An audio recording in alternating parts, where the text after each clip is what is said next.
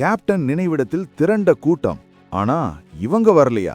விஜயகாந்தின் 2ஆம் ஆண்டு குரு பூஜை கோயம்பேடே ஸ்தம்பித்தது. அரசியல் தலைவர்கள் வரிசையா வந்தாங்க. ஆனா சில முக்கியமான கட்சிகள் ஆப்சென்ட். அது யாருன்னு தெரியுமா? இன்று டிசம்பர் 28 நம்ம கேப்டன் விஜயகாந்தின் 2ஆம் ஆண்டு நினைவு நாள். சென்னை கோயம்பேடு தேமுதிக அலுவலகமே ஒரு திருவிழா கோலம் பூண்டிருந்தது. பிரேமலதா விஜயகாந்த் கண்ணீர் மல்க ஊர்வலமா வந்து அஞ்சலி செலுத்தினாங்க. ஆனா அங்க ஆச்சரியமான விஷயம் என்னன்னா, அரசியல் எதிர்ப்புகளை தாண்டி தமிழ்நாட்டின் அத்தனை முக்கிய புள்ளிகளும் அங்க ஒன்னா நின்னதுதான்.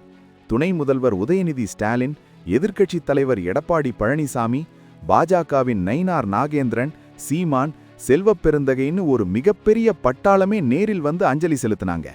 சென்னை கோயம்பேடு வழியா போறவங்க பார்த்திருப்பீங்க. கட்டுக்கடங்காத தொண்டர் கூட்டம்.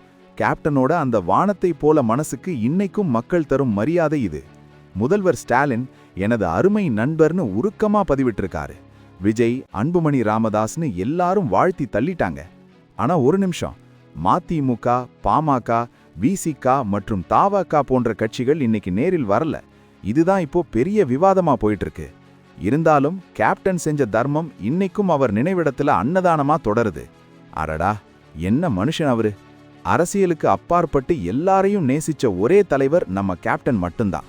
அடுத்த தேர்தல் நெருங்குற நேரத்துல இந்த அஞ்சலி நிகழ்வு புது கூட்டணிகளுக்கு வழிவகுக்குமான்னு பொறுத்திருந்து பார்ப்போம். கேப்டன் விஜயகாந்த் கிட்ட உங்களுக்கு பிடிச்ச விஷயம் எது? மறக்காம கமெண்ட்ல சொல்லுங்க.